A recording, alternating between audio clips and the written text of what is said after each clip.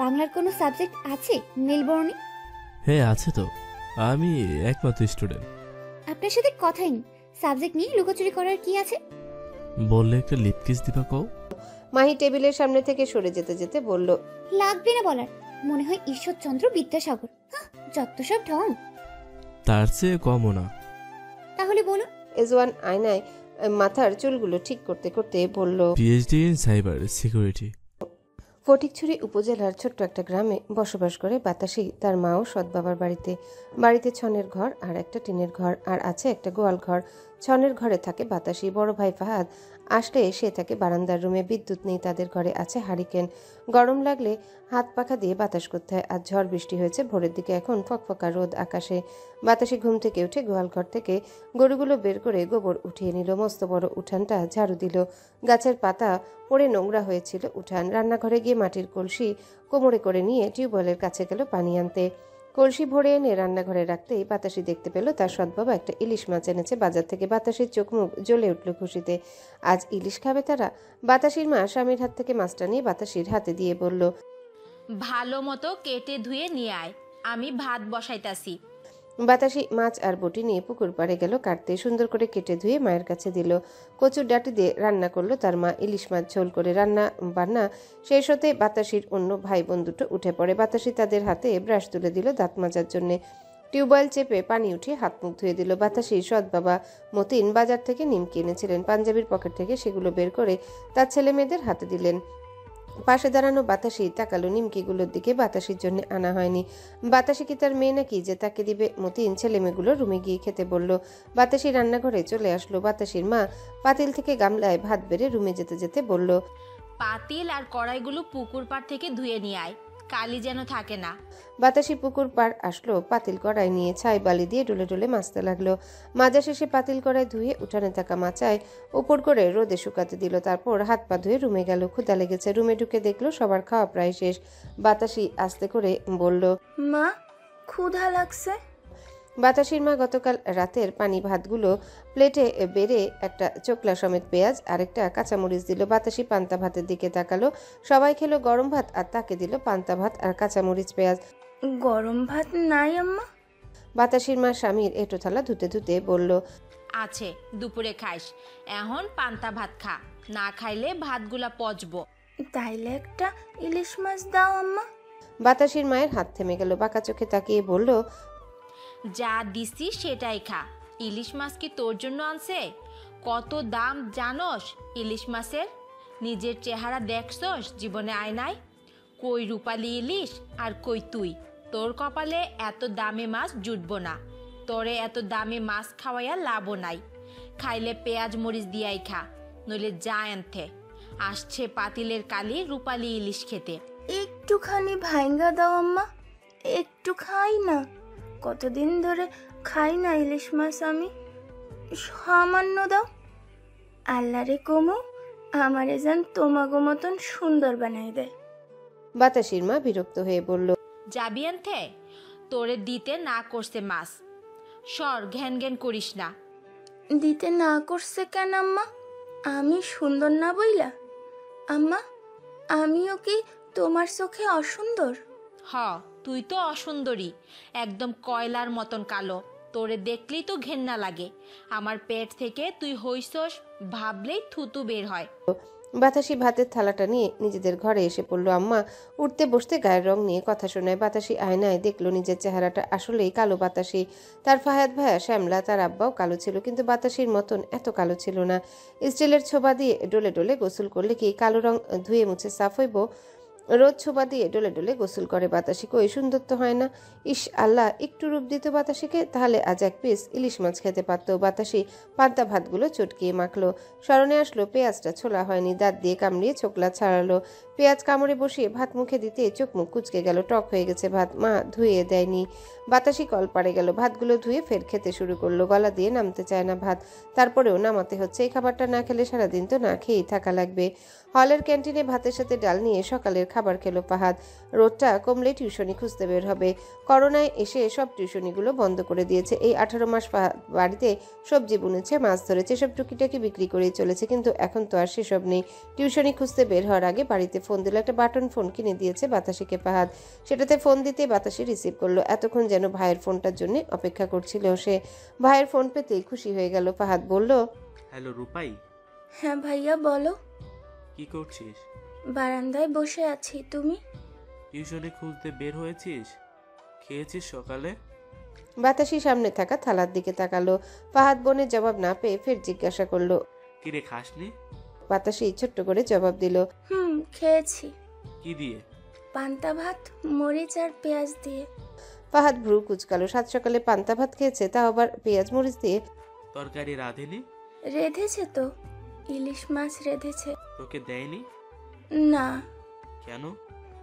আম্মু বলেছে আমি নাকি ইলিশ মাছের মতো দেখতে সুন্দর না, আমি কয়লার মতন কালো, সেজন্য রূপালি ইলিশ খেতে পারবো না। ভাইয়া, কালো মানুষদের কি ইলিশ মাছ খাওয়া বারণ? কালো মানুষরা ইলিশ মাছ খায় না। আম্মু আমাকে এক পিসও দেয়নি জানো। বললাম একটুখানি ভেঙে দাও, তাও দিল না। ভাইয়া, বাড়ি আসার সময় একটা ইলিশ মাছ নিয়ে আসবা, খুব খেতে ইচ্ছা করে আমার। ফাহাদের বুকটা ফেটে যেতে লাগলো। তার বোনের রূপকে ইলিশ মাছের সাথে এভাবে তুলনা করলেও খেতে চেয়েছে বলে ইলিশ মাছ খেতে হলে রূপ লাগে। ফাহাদের গলা কেঁপে উঠল। দলা পাকানো গলায় বলল, খুব পছন্দ ইলিশ মাছ তোর? ভাইয়া নিয়ে আসবো আসার সময়, মন খারাপ করিস না। আমি নিয়ে আসবো, দেখিয়ে দেখিয়ে খাওয়াবো আমার বোনকে। আসবা কবে ভাইয়া? দেখি বন্ধ দিলেই আসবো। ভাইয়া, একটা কথা জিজ্ঞেস করি? প্রচন্ড মন খারাপ নিয়ে বলল বাতাসি। হ্যাঁ বল। তোমারও কি আমারে দেখলে ঘেন্না লাগে মায়ের মতন?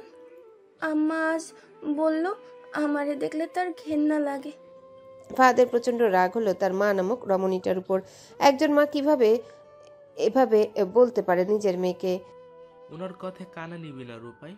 আমার বোনকে আমি নিজের চেয়েও বেশি ভালোবাসি, সেখানে ঘৃণা কেন করতে যাব আমার কলিজাটাকে? এই যে আমি কালো বইলা। ধুর পাগলি, গায়ের রং ফসা হলেই সে সবাই তাকে ভালোবাসবে, এই লজিকের কথা কে বলেছে তোকে? আমার বোন বেস্ট, সব দিক দিয়ে বেস্ট, গায়ের রং ডাজন্ট ম্যাটার। এখন রাখি, পরে ফোন দিব। ওনার কথায় মন খারাপ করবি না কখনো। ভাইয়া ভালোবাসে তো, পৃথিবীর আর কালো ভালোবাসার দরকার নেই আমার বোনের। ফাহাদ ফোন কেটে দিল। ক্যাম্পাস থেকে বেরিয়ে খুঁজতে লাগলো টিউশনি। আজকে প্রথমবার মেহেরিনা রুমি কলেজে এসেছে। মোতালেব ভুইয়া দিয়ে গেছেন, বলেছে কলেজ ছুটি হলে এসে নিয়ে যাবে। একা একা যেন চলে না আসে, অপেক্ষা করে যেন। নওগাঁ সরকারি কলেজের মেন গেট দিয়ে ঢুকে তারা সায়েন্স ভবনে চলে গেল। এর আগেই প্রথম দিন স্যার ম্যামদের সাথে স্টুডেন্টদের পরিচিতি পর্ব শেষ হয়ে গেছে। আজ যারা ক্লাস নিতে আসলো তাদের চিনতে একটু অসুবিধাই হলো মেহেরিনদের। 3টার মতো ক্লাস হয়ে ছুটি হয়ে গেল। মেহেরিন ফোন করে জানালো মোতালেব ভুইয়াকে যে কলেজ ছুটি হয়ে গেছে। মোতালেব ভুইয়া আসছে বলল। মেহেরিনার উর্মি মাঠের একপাশে বসে বাবার অপেক্ষা করতে লাগলো। এর মধ্যে সোলেমান ফোন করলো। মেহেরিন রিসিভ করে কানে নিতেই বলল, আসসালামু আলাইকুম ম্যাডাম। মেহেরিন সালামের জবাব দিল। সোলেমান জিজ্ঞাসা করলো, কোথায় তুমি? সরগুলের আওয়াজ পাচ্ছি যে। কলেজে? ক্লাস হচ্ছে না? 3টা হয়েছে, তারপর ছুটি দিয়ে দিল। আপনি কি করছেন? ক্লাবে বসে আছি। বাসায় যাচ্ছ না? না, আব্বু আসতেছে, আসলে যাব। শ্বশুর আব্বাকে বেশ প্যারা দিচ্ছ তুমি। এই বয়সে ব্যবসা সামলাবে নাকি তোমাকে সামলাবে বলো তো? আমার সুপারম্যান বাবা সব সামলাতে জানে। Like I am. আচ্ছা সাবধানে ফিরো। শুনেছি আবার নাকি স্কুল কলেজ বন্ধ দেবে। বন্ধ দিলে চলে আসবো, এসে আদর করব। ওকে? মেহেরিন লজ্জা পেল। মেহেরিনের লজ্জা মাখা মুখ দেখে উর্মির ইব্রাহিমের কথা মনে পড়ল। তার বেটাও তাকে মাঝে মধ্যে লজ্জায় ফেলে, অসভ্য অসভ্য কথা বলে। তখন মেহেরিনের মতোই এভাবে লজ্জা পায়। আজ সকালেও ফোন দিয়েছিল, দিয়ে বলল, তোমার জামাইজান অসুস্থ, এসে সেবা করে স্ত্রী ধর্ম পালন করো। উর্মি ইব্রাহিমের অসুস্থতার কথা শুনে অস্থির হয়ে গিয়েছিল। কি হয়েছে জিজ্ঞাসা করতে বান্দা জানায়, প্রেমের অসুখে জর্জরিত হয়ে আছে, এসে ভিটামিন ইনজেকশন ভালোবাসার ডোজ একত্রে পুশ করে সুস্থ করে দাও। উর্মি অসভ্য বলে ফোন কেটে দেয়। মোতালেব ভুইয়া আসতে মেহেরিন উর্মি উঠে দাঁড়ায়। গেটের বাইরে বেরিয়ে আসতে মোতালেব ভুইয়া জিজ্ঞাসা করে, কিছু খাবা আম্মা? মেহেরিন শুধু বলল, পানি খাবো আব্বু। মোতালেব একটা পানির বোতল সাথে 2 প্যাকেট ঝালমুড়ি আনলো। খালি পেটে পানি খাবে নাকি তার মেয়ে? ঝালমুড়ি খেতে ভীষণ ভালোবাসে। মেহেরিন বাবার হাতে ঝালমুড়ি রেখে বলল, এটা আনলে কেন আব্বু? তুমি না খাইতে ভালোবাসো, অটোতে উঠে বসো। উর্মির হাতে আরেক প্যাকেট দিয়ে উঠে বসলেন অটোর সামনের সিটে মোতালেব ভুঁইয়া। উর্মির কি যে ভালো লাগে মেহেরিনের প্রতি। মোতালেব ভুঁইয়ার এমন অগাধ ভালোবাসা দেখে বাবারা এমনই হয়, তাই না? উর্মির বাবাটাও তো এমনই ছিল। আসলে কি সব বাবারা এমন হয়? না, হয় না। সব বাবারা এমন হলে আজ মেহেরিনের মতো সুখী প্রেমা মাহি হতো। মেহেরিন অটোতে উঠে মুখের সামনে থেকে নিকাপটা সরিয়ে আগে পানি খেলো। উর্মি উঠে বসে অটোর দরজা লাগিয়ে দিল। মেহেরিন সাইডে ব্যাগটা রেখে খেতে শুরু করলো। মোতালেব ভুঁইয়া মেহেরিনদের বাসায় নামিয়ে দিয়ে সেই অটো নিয়ে বাজারের দোকানে চলে গেল। মাস্টার্সের ক্লাস শুরু হওয়ায় মাহিকে ভার্সিটি আসতে হয়। এজওয়ান দিয়ে যায়, আবার ক্লাস শেষে নিয়ে যায়। আজ অফিসে মিটিং থাকে, এজওয়ান আসতে পারেনি নিতে। সেজন্য ফোন করে বলেছে যেন রিক্সা নিয়ে বাসায় চলে যায়। মাহি ক্লাসরুম থেকে বের হয়ে পায়ে হেঁটে ফিরতে লাগলো। কিছুটা পথ হেঁটে এসে ক্যাফেটেরিয়ার সামনে আসতেই মাহি দেখলো একটা ছেলে রাস্তার দেয়ালে খাম্বিতে কাগজ লাগাচ্ছে আঠা দিয়ে। পড়ে দেখলো টিউশনির জন্য বিজ্ঞপ্তি। মাহি ফের হাঁটা ধরলো। টিএসসি থেকে ফুচকা খেয়ে বাড়ির দিকে হাঁটতে লাগলো। ফাহাদ দেয়ালে টিউশনির বিজ্ঞপ্তির কাগজ লাগিয়ে একটু বাজারের দিকে গেল। ইলিশ মাছের দাম কত জানতে হবে। ফাহাদ বাজারে এসে ইলিশ মাছ খুঁজতে লাগলো। কয়েক দোকানেই পেল ইলিশ মাছের দাম। জিজ্ঞাসা করতে মাথায় আকাশ ভেঙে পড়ার মতো অবস্থা। মাঝারি সাইজের মাছ 1400 টাকা কেজি, আর বড়গুলোর তো আরো দাম। ফাহাদ অবাক হয়ে বলল, এত দাম কেন মাছের মামা? এত দাম তো হওয়ার কথা না। দোকানদার বলল, সব মাছ ভারতে পাঠানো হয়েছে, দাম হইব না তো কি হইব? কিন্তু মামা, ভারতে তো প্রতি কেজিতে 850 টাকায় পাওয়া যাচ্ছে। আপনারা তাহলে নিজের দেশের মানুষের কাছে এত চড়া দামে কেন বিক্রি করতেছেন? এটা তো রীতিমতো ডাকাতি। দোকানদার বিরক্ত হয়ে ঝাড়ি দিয়ে বলল, তাহলে ভারত গিয়া কিনগা, এখানে আইসো কেন ইলিশ কিনতে? ফাহাদ দীর্ঘশ্বাস ফেলে হলে আসলো। এমনিতেও পকেটে টাকা নেই ইলিশ কেনার। দেশের মানুষ না খেয়ে মরবে, কিন্তু প্রতিবেশী দেশে ইলিশ পাঠানো বন্ধ হবে না। নিজের দেশের লোকজনকে মেরে বাংলাদেশ দৌড়ায় ভারতকে খুশি করতে। মানছি তারা মুক্তিযুদ্ধের সময় সাহায্য করেছিল, তার জন্য এভাবে নিজেদের সর্বস্বটা বিলিয়ে দিতে হবে তাদের? ফাহাদ ফেসবুকে ঢুকলো। মনটা তার ভীষণ ক্ষেপে আছে। কয়েকদিন আগেই আম পাঠিয়েছে বাংলাদেশ ভারতকে, এখন ইলিশ। না জানি কবে বাংলাদেশটাকে উপহার দিয়ে দেয় প্রধানমন্ত্রী। ফাহাদ নিজের আইডিতে লিখলো, নিজের খেয়ে পরের মহিষ তাড়ানোই যেন বাংলাদেশের একমাত্র কাজ, বিশেষ করে ভারতের জন্য। এই যে দেশের মানুষের ইলিশের চাহিদা পূরণ না করে তারা ভারতকে প্রতি বছর ইলিশ পাঠায়। এবছর ইলিশ পাঠিয়েছে 4600 মেট্রিক টন, যা ভারতে প্রতি কেজিতে বিক্রি হয় 850 টাকা করে। আর বাংলাদেশে সেই সেম মাছ বিক্রি হয় 1400 টাকা থেকে। সে ভারত সারা বছর পানি দেয় না, কিন্তু ইলিশ পাওয়া মাত্র খুলে দেয়। আর আমরাও মনে সুখে তখন ইলিশ দেওয়ার বিনিময়ে পেট ভরে ঘর বাড়ি ভাসিয়ে নিয়ে খাই পানি। নিজেদের সম্পদ রক্ষার দোহাই দিয়ে ভারত কয়লা পাথর রপ্তানি বন্ধ করে, অথচ আমাদের গ্যাস দেই। যেখানে গ্যাসের অভাবে নিজেদের কারখানা বন্ধ করা লাগে, সেখানে নিজের সম্পদ দিয়ে বন্ধুত্বর বাতি জ্বালাই। বাংলাদেশের এই ভবিষ্যতের কথা ভেবেই হয়তো কবি কামিনী রায় লিখেছেন, পরের কারণে স্বার্থ দিয়া বলি, এ জীবনে মন সকলে দাও, তার মতো সুখ কোথাও কি আছে? আপনার কথা ভুলিয়া যাও। কয়েকদিন ক্লাস করে আবারও শিক্ষা প্রতিষ্ঠান বন্ধ ঘোষণা দেওয়া হলো। বন্ধের ঘোষণা আসার পরের দিনই সোলেমান নওগাঁ চলে গেছে। ঢাকার নিবাসে এখন আছে শুধু এজওয়ান আর মাহি। এজওয়ান আজকাল বেশ দেরি করে বাড়ি ফিরে, আর সকাল ভোরেই বেরিয়ে যায়। তখন এই ফাঁকা নিবাসে একাই থাকতে হয় মাহিকে। আজ সকালে এজওয়ান অফিসে যাওয়ার জন্য রেডি হচ্ছিল। মাহি বারবার তার আশেপাশে দিয়ে ঘুরঘুর করছিল। সেটা এজওয়ান বুঝতে পেরে একটা নেই মাহির কোমর চেপে এনে গলার টাইটা তার হাতে ধরিয়ে দিয়ে বললে, কিছু বলা থাকলে বলে ফেলো। মাহি টাইটা বেঁধে দিয়ে বলল, তাড়াতাড়ি বাড়ি ফিরতে পারবেন আজ? এজওয়ান ভ্রু কুচকালো। কি জন্য? একা একা এত বড় বাড়িতে থাকতে কেমন জানি লাগে। ভয়? মাহি সহজ সরল স্বীকারোক্তি। কিছুটা। এজওয়ান চোখ বড় বড় করে বলল, ও মাই গড, এই আমি কি শুনলাম? মিসেস মাহি সুলতানা ভয় পায়? How is this possible? Mahi ঝাড়া দিয়ে সরিয়ে দিল এজওয়ানকে। এজওয়ান ফের টেনে এনে বলল, আই থিঙ্ক পারবো না তাড়াতাড়ি ফিরতে, তবে তুমি চাইলে আমার সাথে অফিসে জয়েন হতে পারো। আই মিন পার্ট টাইম জবের অফার করলাম তোমায়, ভার্সিটি সে জয়েন হবে। মাহি অবাক হয়ে বলল, সুলতান বাড়ির বউ জব করবে? ওয়াও, নিজেকে তাহলে সুলতান বাড়ির বউ ভাবো? শুনে খুশি হলাম। কোথাও তো লিখা নেই যে সুলতান বাড়ির মেয়েরা জব করতে পারবে না, তবে লিমিটেশন আছে, যেখানে সেখানে জব করতে পারবে না। আমাদের সিস্টারদের সাথে যাবে এমন উচ্চস্থানে জব করতে হবে। ওকে, তাহলে করাই যায়। রেডি হয়ে নিচে আসো, একসাথে ব্রেকফাস্ট করে বের হই। Mahi off white pant shirt coat পরে রেডি হয়ে নিল, তারপরে রিজওয়ানের সাথে ব্রেকফাস্ট করে বের হলো। বিশ্ববিদ্যালয়ের আশেপাশে যাদের বাড়ি তারা ছুটি পেতে আবারও বাড়ি চলে গেছে। এখন হলে আছে দূর দূরান্ত থেকে আসা ছেলে মেয়েরা। জোহরের নামাজ পড়ে হলে আসছিল ফাহাদ তার বন্ধু জাহিদের সাথে। পথে হঠাৎই দেখলো একটা ছেলেকে টেনে সূর্য সেন হলের দিকে নিয়ে যাচ্ছে। ছাত্রলীগের ছেলে পেলে ফাহাদ জাহিদকে জিজ্ঞাসা করলো, অভাবে টেনে নিয়ে যাচ্ছে কেন? বলতে পারছি না। ফাহাদ রুমে এসে শুয়ে পড়লো। 3টার দিকে জাহিদের ডাকে ফাহাদের ঘুম ভাঙে। জাহিদ বলল, তখন যে ছেলেটাকে টেনে নিয়ে গেল না বড় ভাইদের রুমে, ওই ছেলেটাকে প্রচুর মেরেছে। ফাহাদ চমকালো এই কথা শুনে। মেরেছে কেন? মাসুদকে নাকি বলেছিল তাদের মিছিলে অংশগ্রহণ করতে, নামাজের সময় হওয়ায় মাসুদ বলেছিল সে অংশগ্রহণ করতে পারবে না। সেই থেকে খুব জমেছিল। তার উপর ওর মাথায় সবসময় টুপি আর মুখে দাড়ি থাকে বড় বড়।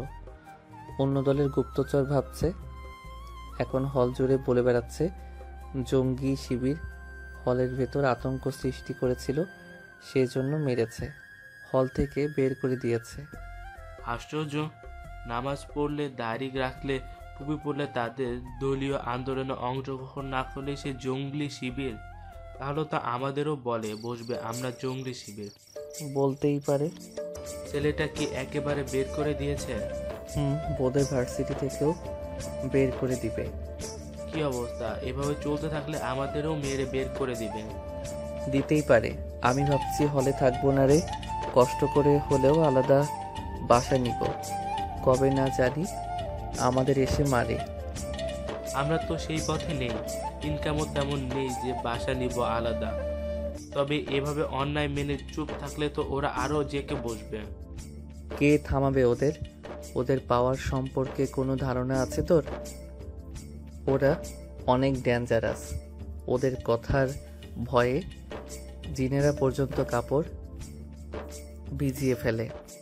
ফাহাদ ওয়াশরুমে গিয়ে চোখে পানি ঝাপড়া দিয়ে আসলো। 4টার পর বের হলো হল থেকে। আসরের নামাজ পড়ে টিউশন নিতে যাবে। একটা টিউশনি মিলেছে। হল থেকে বের হয়ে হাঁটতেই ছাত্রলীগের বড় ভাইদের সাথে দেখা ফাহাদের। তারা এক ঝলক ফাহাদের দিকে তাকালো। ফাহাদ সালাম দিয়ে পাশ কাটিয়ে চলে যেতে নিলে ছাত্রলীগের একজন ফাহাদকে ডাক দিল। ফাহাদ পেছনে ফিরতেই বলল, কত নম্বর রুমে তুমি থাকো? ফাহাদ জবাব দিল। 1011। ছেলেটা ফাহাদের মাথা থেকে টুপিটা খুলে নিয়ে বলল, কোথায় যাচ্ছ? টিউশনিতে। শুনেছি আমাগো সোলেমান ভাইয়ের ছোট ভাইয়ের সাথে তুমি ঝগড়া করছিলা। বিষয়টা ঝগড়া ছিল না ভাইয়া, জাস্ট অ্যাক্সিডেন্ট ছিল। ক্ষমা চাইছিল? তোমাকে বলা হয়নি ক্ষমা চাওয়ার জন্য? আমি তো দোষ করিনি, ক্ষমা কেন চাইতে যাব?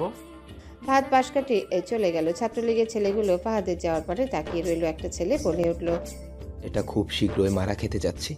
কি তেজ দেখছস? শালা তোরে ক্ষমা চাইতে বলছে, গিয়া ক্ষমা চাইবি, তা না হ্যাডাম দেখিয়ে বলতেছে টুস করিনি, ক্ষমা কেন চাইবো? ফয়সাল ভাইয়ের কানে গেলে তো এইটারে টুকরা টুকরা কইরা একটা নদীতে বাসাই দিব। ফাহাদ টিউশনি করিয়ে হলে ফিরে আসে সন্ধ্যার পর। এর আগেও নাকি ভার্সিটিতে মেয়েদেরও হিজাব পরে আসায় শিবির ট্যাগ দিয়ে অপদস্থ করেছে। ফাহাদ নিজের রুমে বসলো। ফেসবুকে ঢুকে নিজের আইডিতে তার এই বিশ্ববিদ্যালয়কে নিয়ে বিতৃষ্ণা থেকে একটা পোস্ট লিখলো। শিক্ষা প্রতিষ্ঠানগুলো আজকাল প্রকৃত শিক্ষার জায়গা না হয়ে রাজনীতির আখড়াখানায় পরিণত হচ্ছে। শিক্ষা প্রতিষ্ঠানের আসল উদ্দেশ্য হওয়া উচিত মুক্তভাবে জ্ঞান চর্চা, মত প্রকাশের স্বাধীনতা, মানবিক মূল্যবোধ গড়ে তোলা। কিন্তু আজকাল দেশের অনেক উচ্চশিক্ষা প্রতিষ্ঠান, বিশেষ করে ঢাবি, রাবি, চাবি, চবি বিশ্ববিদ্যালয়ের মতো মর্যাদাপূর্ণ জায়গাগুলোতে ধীরে ধীরে রাজনৈতিক দখলদারিত্বের কারণে তাদের আসল চরিত্র হারিয়ে ফেলে। ক্যাম্পাস এখন পড়াশোনার চেয়ে বেশি গুরুত্ব পাচ্ছে রাজনৈতিক অনুগত্যা।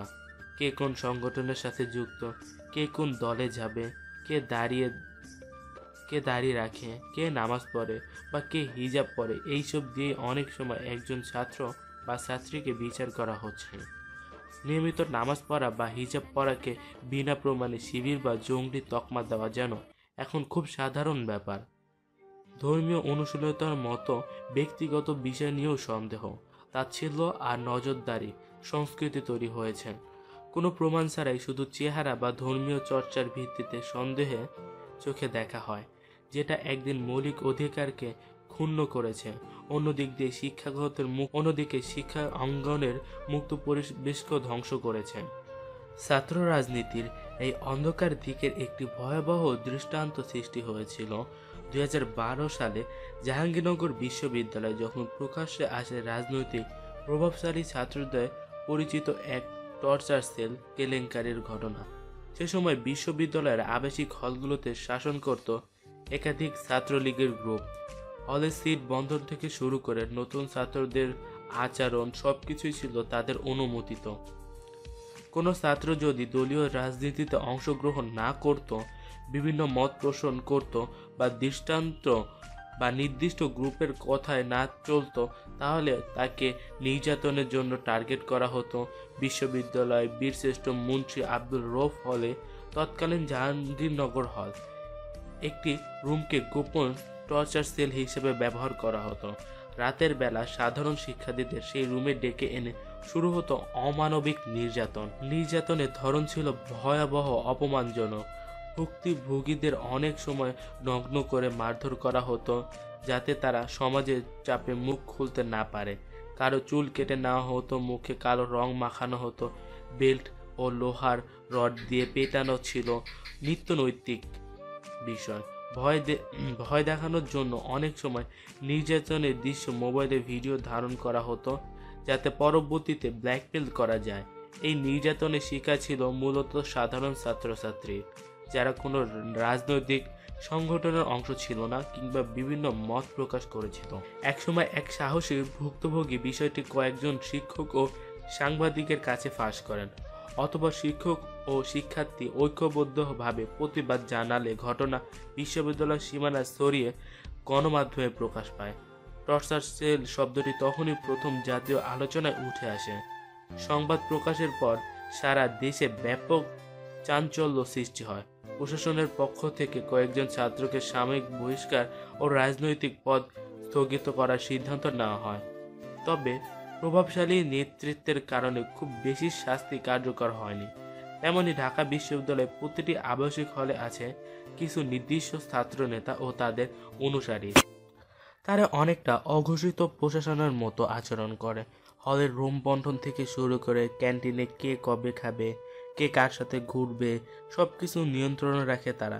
নতুন শিক্ষার্থীরা হলে ওঠার পর থেকে এক ধরনের দলীয় ইন্ডাকশন এর মুখোমুখি হয়, যাতে তারা নির্দিষ্ট সংগঠনের প্রতি অনুগত দেখায়। কেউ যদি ভিন্ন মত পোষণ করে বা রাজনৈতিক কার্যক্রমে অংশ না নেয়, তাকে নানা রকম চাপ দেওয়া হয়, কখনো সরাসরি হুমকি দিয়ে, তো কখনো মানসিক চাপের মাধ্যমে। জহুরুল হল, স্যার এ.এফ. রহমান হলসহ ঢাকা বিশ্ববিদ্যালয়ের বিভিন্ন আবাসিক হলে সিট দখল নিয়ে দীর্ঘদিন ধরে নানা সমস্যা চলছে। অনেক সময় মেধাবী বা নিরপেক্ষ শিক্ষার্থীদের সিট না দিয়ে দলীয় কর্মীদের জন্য রুম সংরক্ষণ করা হয়, আবার নতুন শিক্ষার্থীদের মধ্যে ভয় ঢুকিয়ে দেওয়া হয় দলীয় আইনের বাইরে গেলে নানাভাবে হয়রানির মুখে পড়তে হবে। 2018 সালের কোটা সংস্কার আন্দোলনের সময় দেখা যায়, যারা আন্দোলনে অংশ নিয়েছিল বা সমর্থন জানিয়েছিল তাদের ওপর হামলার ঘটনাও ঘটে। ভিন্ন মত বা সরকার বিরোধী অবস্থান নেওয়া মানেই যেন শত্রু হয়ে যাওয়া। ছাত্র সংগঠনগুলোর মধ্যে ক্ষমতার দম্ভ প্রায়শই লক্ষণীয় সংঘর্ষের রূপ নেয়। ঢাকা বিশ্ববিদ্যালয়ের ইতিহাসে অসংখ্যবার দেখা গেছে দুই পক্ষের রাজনৈতিক সংঘর্ষে সাধারণ শিক্ষার্থীদের জীবন ঝুঁকিতে পড়েছে, পড়াশোনা বন্ধ হয়ে গেছে, স্টেশন জট তৈরি হয়েছে। বিশ্ববিদ্যালয়ের প্রশাসন অনেক সময় এইসব রাজনৈতিক কর্মকাণ্ডগুলো প্রতি নীরব থাকে। প্রকৃত মেধাবীরা ক্রমে কোণঠাসা হয়ে পড়েছে। তারা রাজনীতি না করা সত্ত্বেও শান্তিতে পড়াশোনা করতে চায়, কিন্তু পরিবেশ তাদের সেই সুযোগ দিচ্ছে না। অনেকে রাজনীতিতে না থেকেও ভয়ের চাপে নির্দিষ্ট সংগঠনের সাথে নাম লেখায়, শুধু টিকে থাকার জন্য। দলের নাম আর উল্লেখ করলাম না, আপনারা বুঝে নেন। আজ দুপুরের দিকে বাতাসে তার সৎ ভাই বোনদের নিয়ে খেলার সময় একটা অঘটন ঘটিয়েছে। ছোঁয়াছুঁই খেলার সময় তার সৎ বোন সুমা পড়ে গিয়ে ইটের সাথে লেগে মাথা ফেটে গেছে। মতিন মেয়ের মাথা ফাটা দেখে প্রচণ্ড রেগে গেছে। হুঙ্কার দিয়ে বলেছে বাতাসিকে যেন এই বাড়িতে না দেখে, তাহলে পিটিয়ে চামড়া উঠিয়ে ফেলবে। বাতাসি বাড়ির নামায় দাঁড়িয়ে বারবার বলছে সে ফেলেনি, সুমা একাই পড়ে গেছে, কিন্তু তারা মানতেই নারাজ। এই সত্য এখন সন্ধ্যা হয়ে এসেছে, শেয়াল ডাকাডাকি করছে। আশেপাশের বাড়িগুলো কপাট লাগিয়ে দিয়েছে। এখন এই সময় বাহিরে আছে একমাত্র বাতাসি। ক্ষুধাও লেগেছে, কিন্তু কি করবে বুঝতে পারছে না, শুধু কেঁদেই চলেছে অসহায়ের মতন। সবাই যখন খেয়ে দিয়ে ঘুমানোর প্রস্তুতি নিচ্ছিল, তখন বাতাসি সৎ ভাই শিহাব আসে প্রসাব করতে বাহিরে। বাতাসি তাকে দেখে আস্তে করে ডেকে বলে, শিহাব ভাই, আমাকে একটু রুমে থেকে ফোনটা এনে দিবি? ভাইয়াকে কল দিতাম, একটু এনে দে না। শিহাবের মায়া হলো। ধীর পায়ে কুড়ে ঘরে গিয়ে বাতাসির ফোনটা খুঁজে এনে বাতাসির হাতে দিয়ে রুমে চলে গেল। রাত বাজে 8:13। ফাহাদ রাতে ডিনারটা করে পড়তে বসেছে। টিউশনটা পাকা হয়েছে। সামনের মাসে বেতন পেলেই বাতাসির জন্য ইলিশ মাছ কিনে বাড়ি যাবে, বোনকে পেট ভরিয়ে খাইয়ে আসবে। পাশে জাহিদও পড়ছিল। এমন সময় ফাহাদের ব্যাচে 3 জন সহপাঠী এসে রুমে কড়া নেড়ে ফাহাদকে ডাকে। ফাহাদ পড়া ছেড়ে উঠে দরজা খুলতেই তার সহপাঠীদের মধ্যে একজন বলল, ফয়সাল ভাইরা তোকে ডাকছে, 2011-তে আয়। ফয়সাল নামটা আগেও শুনেছে ফাহাদ, তাদের হলের কর্তা, মানে সেই সব ঠিক করে হলের। ছাত্রলীগের বড় নেতাদের মধ্যে একজন। কিন্তু ফাহাদকে কেন ডাকছে? ফাহাদ জিজ্ঞাসা করলো, কেন? যেতে বলেছে যাবি, এত কথা কিসে? কখন যাওয়া লাগবে? আমি এখন পড়তেছি। এখন আসতে বলেছে, ফোন ল্যাপটপ নিয়ে আয়। আমার ল্যাপটপ নেই। তাহলে ফোনটা দে। আশ্চর্য, ফাহাদ তার ফোনটা ওদের দিবে কেন? কেন? আমার ফোন দিয়ে কি কাজ? দিতে বলছি তাই দিবি, ভাইরা বলেছে দিতে। ফাহাদ তার ফোনটা তাদের হাতে দিল। জিহাদ এগিয়ে এসে বলল, জন্য ডেকেছে রে ভাইয়ারা ফাহাদকে। ছেলেগুলোর মধ্যে একজন বলল, দরকার সেজন্য ডাকছে, তুই তোর কাজ কর বেটা। ছেলেগুলো ফোনটা নিয়ে পড়ল। চল এখন। ফাহাদ হাঁটা ধরলো। পেছনে পেছনে ওই ছেলেগুলো আসলো। 2011 নম্বর রুমের সামনে আসার সাথে সাথে ছেলেগুলো ফাহাদকে ধাক্কা দিয়ে রুমের ভেতর ঢুকে দরজা লাগিয়ে দিল। আকস্মিক ধাক্কায় টাল সামলাতে না পেরে ফ্লোরের উপর হয়ে পড়ল ফাহাদ। ব্যথা পেয়েছে কনুইতে। মাথা উঁচু করে সামনে তাকাতে দেখতে পেল তার সামনে ও পাশে চেয়ারে পায়ের উপর পা তুলে বসে আছে 4 জন। আর আশেপাশে তো ছেলে পেলে আছে। 2 জন এগিয়ে এসে ফাহাদকে উঠে দাঁড় করালো। ফয়সাল সিগারেটে ফু দিয়ে বলল, নাম কি তোর? ফাহাদ আশেপাশে একবার তাকিয়ে চশমাটা ঠিক করে বলল, ফাহাদ মুস্তাফা। বাড়ি? চট্টগ্রাম। কোন ইয়ারে, কোন ডিপার্টমেন্টে পড়োস? রাষ্ট্রবিজ্ঞানে 2য় বর্ষে। কুরআন পড়তে পারোস? জি। নামাজ পড়োস 5 ওয়াক্ত? জি। ফয়সাল পাশের ছেলেটাকে বলল, ফোনটা চেক কর। ছেলেটা দেখলো ফোনে পাসওয়ার্ড দেওয়া। পাসওয়ার্ড দেওয়া ফোনে? ফয়সাল ফাহাদের দিকে তাকিয়ে বলল, পাসওয়ার্ড বল। ফাহাদ ফোনটা হাতে নিয়ে পাসওয়ার্ড টাইপ করে ফোনটা খুলে দিল। ছেলেটা ফোনের সব খুঁজতে লাগলো এক এক করে। আজ সেন্ট্রাল থেকে ফোন দিয়ে জানানো হয়েছে ঢাবির এক শিক্ষার্থী কিছুদিন ধরে ভারত বিদ্বেষ পোস্ট করছে, আর আজ সরাসরি ঢাকা বিশ্ববিদ্যালয়কে নিয়ে করেছে। তাদের দলের ছাত্রদের উপর নিন্দা জানিয়ে পোস্ট করেছে। পোস্টটা নজরে আসতো না যদি না পোস্ট এত শেয়ার, এত লাইক, এত কমেন্ট না হতো। পোস্টের নিচে সবার একটাই কমেন্ট, ছাত্রলীগের ছেলেপেলেরা এসব করে, আওয়ামী লীগের পালা পাচাটা কুত্তা এগুলো। ক্যাম্পাসটাকে নিজেদের হাতের মুঠোয় করে নিয়েছে, প্রচুর হেনস্থা করে ছেলেপেলেদের। এসব কমেন্ট দেখে মাথা নষ্ট হয়ে গেছে। ছাত্রলীগ অবধি চলে গেছে। কদিন আগে বাংলাদেশ ও বাংলাদেশের সরকারকে নিয়ে কথা বলেছে, সেই পোস্টটাও আজ মানুষ শেয়ার দিচ্ছে। ফাহাদের অপরাধ এখন তাদের চোখে মারাত্মক। ভারতের আগ্রাসনের বিরুদ্ধে স্ট্যাটাস দিয়েছে সে। ঢাবি জাবি ছাত্রলীগদের নিয়ে পোস্ট করেছে। ফাহাদের সহপাঠীদের মধ্যে একজন সন্দেহ করে বলেছে, ফাহাদ শিবির করে। ব্যাস কেল্লাফতে ছাত্রলীগ পেয়ে গেল মোক্ষম সুযোগ। ফাহাদের সহপাঠীরা বলল, ভাই এই যে পোস্টগুলো, হালায় সরকার বিরোধী পোস্ট মারাইছে ফেসবুকে, ভারতের বিরুদ্ধে পোস্ট আইছে, কাশ্মীর নিয়ম, আবার আজকে আমাকে বিরুদ্ধে পোস্ট দিছে। খুঁজে দেখ আরো কিছু পাস কিনা। ফোন খুঁজে সেই ভারত বিদ্বেষী ঢাবির বিপক্ষে দেওয়া পোস্টগুলো ছাড়া আর তেমন কোনো প্রমাণ পেল না। রুমে থাকা ফয়সাল ক্ষিপ্ত হয়ে উঠে ফাহাদকে ডেকে বলে, এই এদিকে আয়, চেয়ারটা টেনে বস সামনে। ফাহাদ চেয়ার টেনে বসলো। চশমা খোল। ফাহাদ চশমা খোলার সাথে সাথে ফয়সাল প্রচন্ড জোরে তার গালে কয়েকটা চড় মারে। হাত দিয়ে গাল চেপে চেয়ার সমেত পড়ে যায় ফাহাদ। ফয়সাল শার্টের কলার চেপে ধরে বলল, সব স্বীকার কর ফাহাদ, কে কে আছে তোর সাথে, কারা পাঠাইছে তোরে, তোদের মিশন কি, সব স্বীকার কর। তোরে কেউ কিছু বলবো না, শুধু স্বীকার কর, নইলে এমন পিটামু যে মারতে মারতে তোর হাত পা থেকে মাংস খুলে খুলে পড়বে। ফাহাদ হাত জোর করে বলল, বিশ্বাস করেন ভাই, আমায় কেউ পাঠায় নাই, আমার সাথে কেউ নাই, আমি কোনো রাজনীতির সাথে জড়িত না, আমি সাধারণ একজন শিক্ষার্থী। ফয়সাল ফাহাদের শরীরে লাথি মেরে বলল, তাহলে এসব পোস্ট করছস কেন তুই? বল, কারা কারা আছে তোর সাথে? বিশ্বাস করেন ভাই, কেউ নাই। আমরা ভারতকে এত সাহায্য করি, তার বিনিময়ে ভারত আমাদের বিভিন্নভাবে শোষণ করে। সেই রাগ কষ্ট থেকে পোস্টটা করেছিলাম। শালা, শুয়ারের বাচ্চা স্বীকার করবি না তাই না? ভয় ডর নাই মনে? সত্য তো স্বীকার করলাম, আর কি স্বীকার করতে যাচ্ছেন আমাকে দিয়ে? দেখ ফাহাদ, তোর সাথে ঝামেলায় জড়াতে চাই না, হলে সন্ত্রাসী কর্মকাণ্ডের সাথে তোর সাথে কে কে জড়িত আছে সেটা বলে দে। কেউ জড়িত নেই, আমি বলছি তো, আমি সাধারণ একজন শিক্ষার্থী মাত্র। এরই মধ্যে ফাহাদের সহপাঠীরা কাঠের তৈরি শক্ত ক্রিকেট স্ট্যাম্প নিয়ে এসে ফাহাদ ঘাবড়ে যায়। ফাহাদের সহপাঠীদের মধ্যে একজন এসে ফয়সালের মতোই গায়ের জোরে থাপ্পড় মারে ফাহাদকে। এরপর হাতে তুলে নেয় ক্রিকেট স্ট্যাম্প, পিঠে পায়ে পায়ের তালুতে হাতে সর্বশক্তিতে মারতে থাকে। প্রচণ্ড শক্তিতে মারার কারণে কয়েকবার বাড়ি দেওয়ার পর স্ট্যাম্প ভেঙে 2 টুকরো হয়ে যায়। ফাহাদ ততক্ষণে চিৎকার দিতে দিতে লুটিয়ে পড়ে মেঝেতে। সেই চিৎকার শুনে আশেপাশের রুমের জানালাগুলো যেন ভয় পেয়ে যায়। ফয়সাল আদেশ দিল নতুন স্ট্যাম্প নিয়ে আসার জন্য। এবার ফয়সাল স্ট্যাম্প হাতে তুলে নেয়। একাধারে মাটিতে লুটিয়ে থাকা ফাহাদের সারা শরীরে আঘাত করতে থাকে। প্রায় 50 থেকে 60টি আঘাত করে ফয়সাল নিজে ক্লান্ত হয়ে পড়ে। মেঝেতে পড়ে কাতরাতে থাকে ফাহাদের শরীর। তখনই বিকট আওয়াজ করে বেজে ওঠে ফাহাদের ফোনটা। ফয়সাল জিজ্ঞাসা করলো, হ্যালো বন্ধুরা, পরবর্তী পার্ট খুব তাড়াতাড়ি আসবে, তো সবাই অপেক্ষায় থাকো। আর চ্যানেলটি যারা এখনো সাবস্ক্রাইব করোনি তারা পরবর্তী পার্ট দেখার জন্য চ্যানেলটি সাবস্ক্রাইব করে রেখো। ধন্যবাদ সবাইকে, আমাদের সাথেই থেকো।